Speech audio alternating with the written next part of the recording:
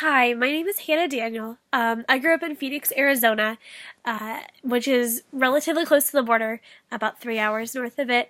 Um, my parents grew up. One of my parents grew up in California, so she doesn't necessarily speak um, what might be called like Cali girl speak or Valley girl speak, but she definitely grew up in that area.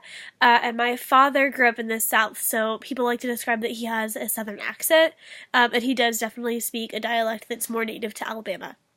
I don't speak any other languages fluently. I've been in Spanish for a couple of years, so I feel I can understand Spanish. However, my pronunciation is very bad, so I don't believe that it affects the way I speak at all. Um, okay.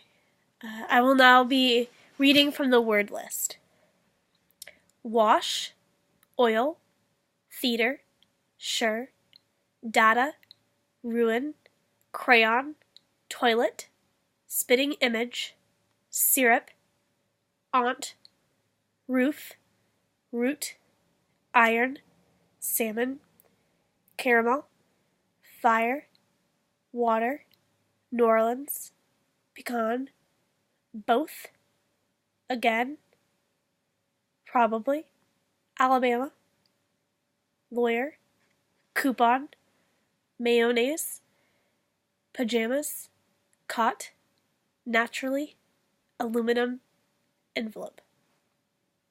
Um, what I call what is it when you what is called when you throw toilet paper on a house? I call that TPing. What I call the bug that when you touch it, it crawls up into a ball, I call that a roly poly. Um, what I call gym shoes, I typically call sneakers, occasionally tennis shoes, occasionally running shoes. I call my grandparents, that depends actually. My grandparents from the South, I call grandmother and granddad, but my grandma and grandpa are from California. I call the kind of spider that has an oval-shaped body and extremely long legs a daddy long legs. I call the wheeled contraption in which you carry groceries to the supermarket a shopping cart. Um, I call the thing that you change the TV channel with, I usually call that a clicker, honestly, or a channel changer, occasionally, sometimes the remote, depending. What I call when it rains when the sun is shining, I don't actually have a word for this. I typically just describe it.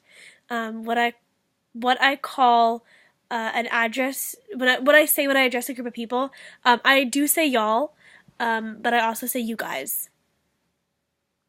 So particular lexical items in this list are things that people commonly have a disagreement on about how they're pronounced or different words for them, and that's typically really regional. So things that are what we like to call slang have regional implications because people learn to speak based on the way other people speak around them. So it has a lot to do with not only regions but also the cultures that are there. So, for example, if they are in a community that has a lot of Spanish speakers, then the language and the words that they use and the pronunciation they have might be reminiscent of that Spanish as well because there might be more bilingual speakers. And these are all individual languages. For example, what I'm describing could potentially be Chicano American English, and so they're not necessarily bilingual, but there's influences of Spanish, so it might change the way that they speak about things or pronunciate.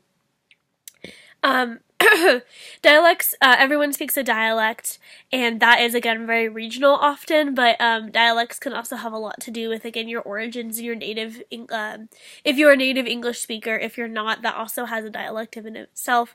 Like I said earlier, my father definitely speaks a Southern dialect, so he does say y'all an awful lot. He has certain words for things that I wouldn't necessarily use. In fact, I'm sure that I got clicker from him because I don't think that many of my friends from Arizona would also say clicker. They might say remote more often. So a lot of the way that we speak has a lot to do with who taught us how to speak. And so this has to do with that. Accents are the same as dialects in many ways. We just tend to use the word accent more often, and we tend to think of it as more about pronunciation, but again, those are often very patterned.